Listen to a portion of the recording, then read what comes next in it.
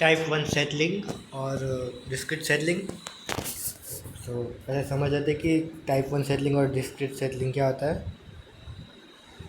This is the settling column और sedimentation tank और secondly और clarifier or whatever you want to call. So like this is one particle, this is another particle, this is another particle. So ये क्या होता है, ये independently settle होते हैं, अकेले ही सेटल होते हैं, उसके साथ कोई अटैच नहीं होता है। तो ऐसे को ये ऐसी सेटलिंग को हम बोलते हैं डिस्क्रीट सेटलिंग। अगर ये दोनों अटैच होके एक बड़ा पार्टिकल बनाते हैं और फिर सेटल होते हैं तो इसको हम फ्लोक्युलेंट सेटलिंग और टाइप टू सेटलिंग बोलते हैं। लेकिन ये इंडिपेंडेंटली सेटल हो रहे हैं तो इसलिए टाइप वन सेटलिंग। ओके, तो न्यूमेरिकल देख लेते हैं इसका। तो टाइप वन सेटलिंग में इसमें क्या दिया है, डेप्थ दी गई है कॉलम की, ये सेटलिंग कॉलम होती है। पहले मैं बता देता हूँ कि सेटलिंग कॉलम क्या है और कैसे, मतलब ये सेटलिंग कॉलम सेटलिंग टेस्ट के लिए यूज़ की जाती है, इफ़िशिएंसी डिटरमाइन करने के लिए। उसमें ऐसा होता है कि यहाँ एक सैम्पलिंग पोर्ट होता है, तो यहाँ से अलग अलग टाइम इंटरवल पे हम सैंपल निकालते रहेंगे और चेक करते रहेंगे कि कितना सॉलिड्स कंसंट्रेशन है। ठीक है, तो लाइक यही किया है, यहाँ एक्सपेरिमेंट का रिजल्ट दिखाया है। पहले 300 था, आफ्टर 60 मिनट यहाँ से सैंपल कलेक्ट किया, बाहर निकाला और फिर मेज़र किया लैब में। तो 189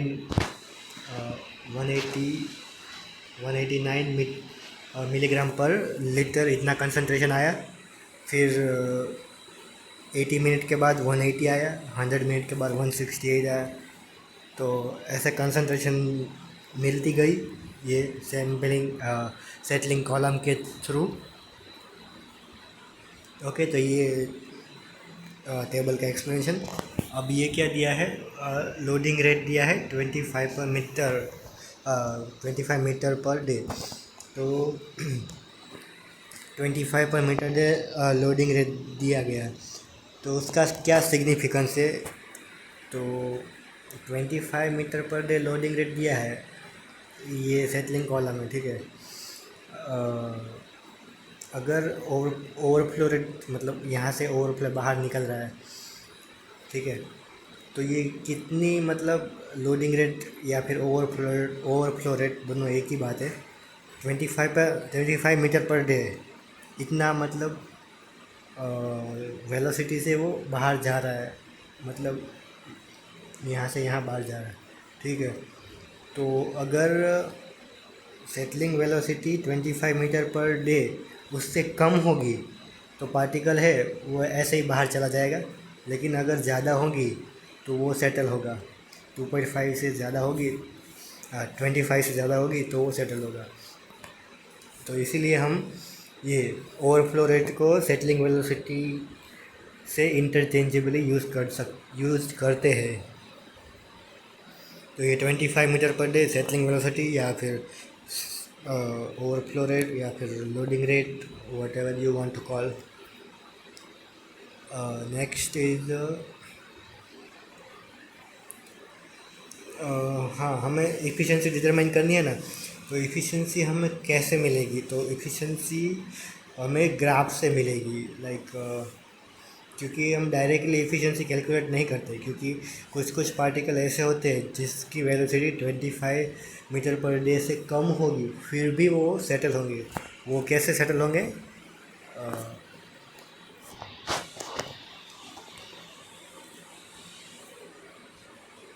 लाइक ये है सेटलिंग टैंक, ठीक है, सेटलिंग कॉलम। और एक ये पार्टिकल है, एक ये पार्टिकल है, और एक अरे पूरा मिट गया, एक ये पार्टिकल है और एक ये पार्टिकल है। ठीक है, इसकी settling velocity for example 2.5 metre से 25 मीटर पर डे से ज़्यादा है, लेकिन इसकी कम है 25 मीटर पर डे से। लेकिन ये सेटल हो जाएगा ना, वाई, बिकॉज उसको कम डिस्टेंस ट्रैवल करना होगा ना, इसलिए वो जल्दी सेटल हो जाएगा।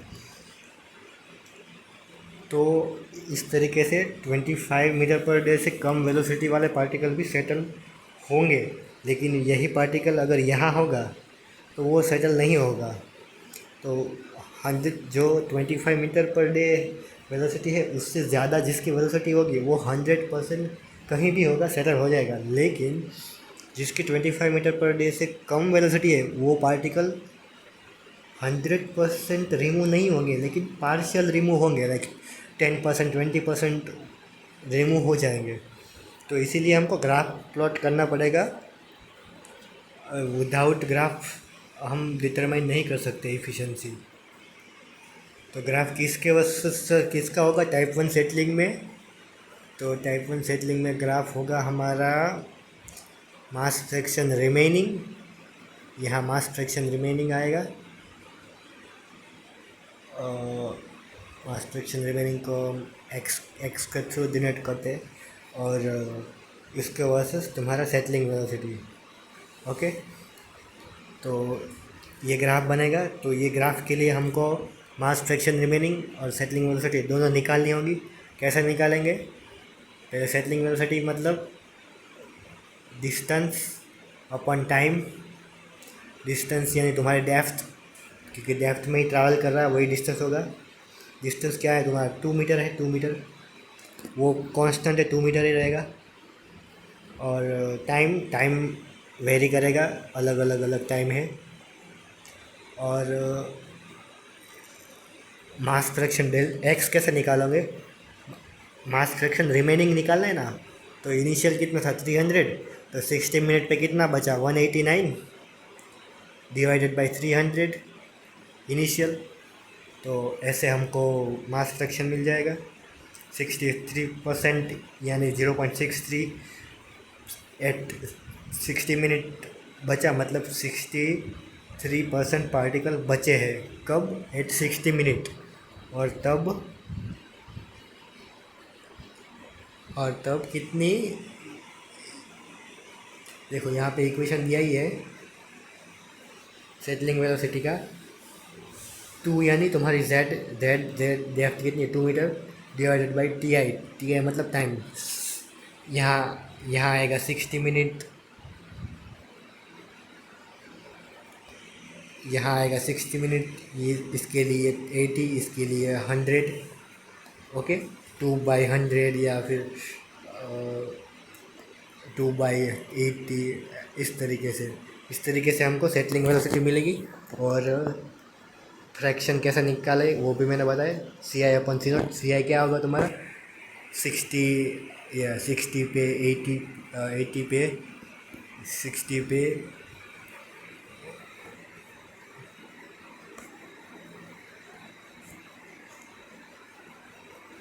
और क्या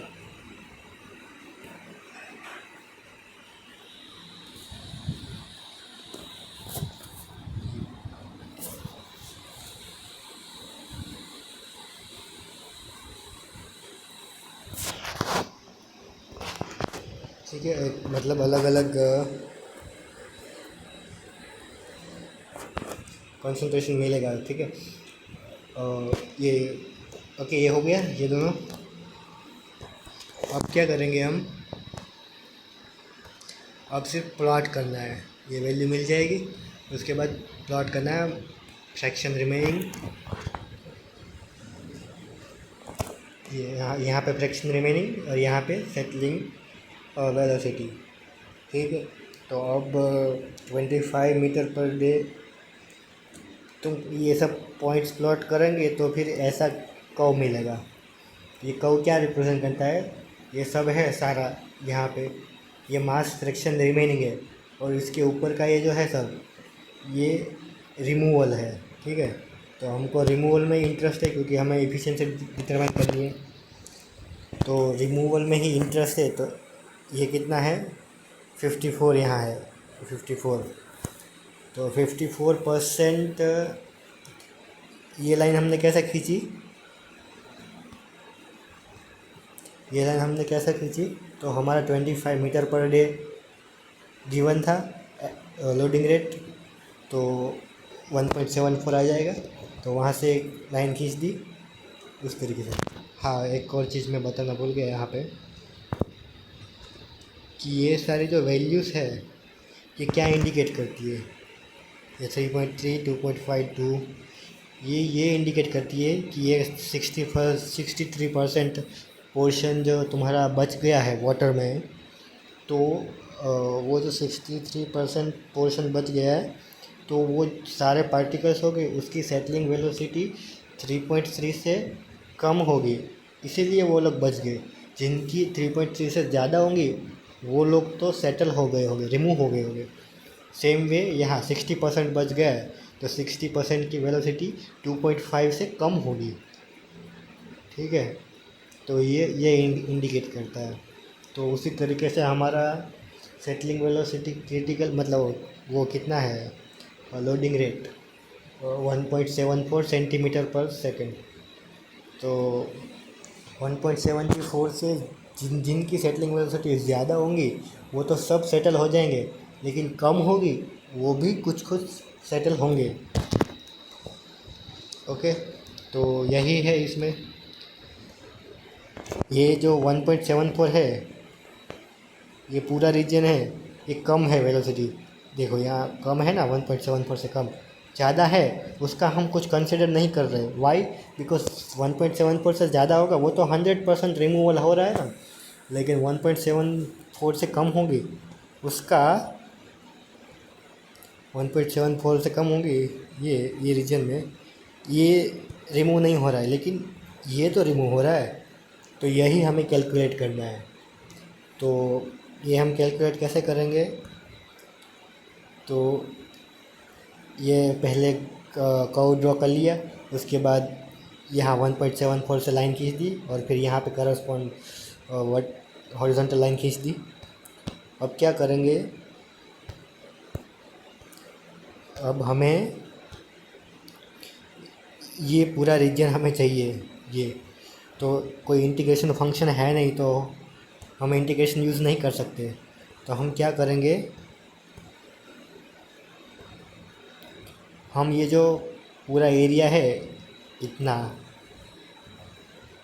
इतना तो हम इसको अलग अलग पार्ट्स में, छोटे छोटे पार्ट्स में डिवाइड कर देंगे डेल्टा एक्स। अब ये डेल्टा एक्स कितने लेने हैं वो ऐसा कोई फिक्स नहीं है। तुम ज़्यादा डेल्टा एक्स लोगे तो ज़्यादा एक्यूरेसी आएगी, कम डेल्टा एक्स लोगे तो कम एक्यूरेसी आएगी। तो 5 to 7 are more than enough I think, but it depends on graph. तो ओके, डेल्टा एक्स, अब डेल्टा एक्स ले लिए हमने। अब delta X, first of all delta X represent क्या करता है, डेल्टा एक्स रिप्रेजेंट करता है ये दोनों लाइन के बीच का डिफरेंस, ये दोनों लाइन। तो ये 0.6 से ये पूरा है। ओके, यहाँ पे 0.1 है तो ये 0.1 पूरा है। ओके, लेकिन हमको पूरा नहीं चाहिए, हमको सिर्फ एक इतना ही पोर्शन चाहिए ना, हमको तो इतना ही पोर्शन चाहिए। इसका तो हमें कुछ काम नहीं है, इसमें भी हमें यही पोर्शन चाहिए, इसका हमें कोई काम नहीं है। तो हम ये कैसे निकालेंगे, तो डेल्टा एक्स, ये डेल्टा एक्स हो गया। अब इसको मल्टीप्लाई करेंगे हम V I upon V nought से। अब ये वी आई और वी नॉट क्या है, वी आई हो गया तुम्हारा, फॉर एग्ज़ाम्पल हम अगर ये डेल्टा एक्स की बात करें तो उसका वी आई हो गया ये वाला, कितना है 0.7, ये वाला 0.7। तो वी आई हो गया 0.7 और वी नॉट मतलब पूरा कितना है 1.74। ओके, और इंटू डेल्टा एक्स, तो 1.74 नीचे आएगा, ऊपर आएगा 0.7। ठीक है, तो ये डेल्टा एक्स की वैल्यू कम होगी, मतलब जो पोर्शन मिलेगा वो यही पोर्शन होगा, ये वाला ही पोर्शन। ठीक है, तो इस तरीके से हम डेल्टा एक्स का पोर्शन निकाल लेंगे और फिर सारे डेल्टा एक्स को हम ऐड कर देंगे।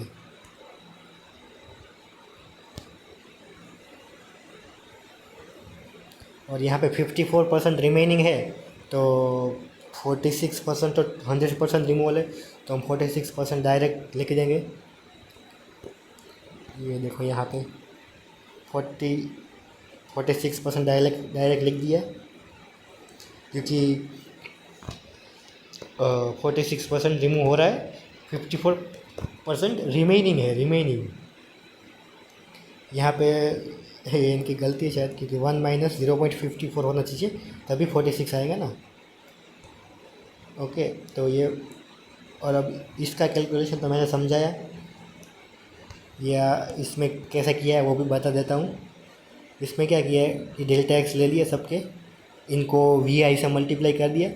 वी आई के बदले उन्होंने वी टी बोला है, नोटेशन में डिफरेंस, और तो कुछ है नहीं। डेल्टा एक्स को वी आई से मल्टीप्लाई कर दिया। ओके, ये वैल्यू आ गई, ठीक है। अब मैंने क्या बोला था, V I upon V nought, लेकिन इन्होंने क्या किया है, सिर्फ अभी वी आई से ही मल्टीप्लाई किया है। अब उन्होंने सबका एडिशन कर दिया और आखिर में वी नॉट से डिवाइड किया, तो कुछ डिफरेंस नहीं पड़ेगा। लाइक मैंने क्या बोला था, ये बोला था delta X plus delta X into V I upon V nought, दूसरे डेल्टा एक्स के लिए, इस तरीके से सब के लिए आएगा, ठीक है। अब वी नॉट तो सेम ही है ना, तो सब में से 1 अपॉन वी नॉट कॉमन हो जाएगा, ठीक है। और यहाँ delta X into V I, delta X into V I, ये सब बचेगा। तो यही है delta X into V I, delta X into V I, सबका सम कर दिया और फिर आखिर में वी नॉट से मल्टीप्लाई कर दिया, यही किया है। यही मतलब इलाबोरेट एक्सप्लेनेशन है। ओके, तो बस ऐसे ही किया है, रिमूवल परसेंटेज आ गए। Okay, so if you are not able to understand anything in this numerical, then definitely you can ask your query in the comment section.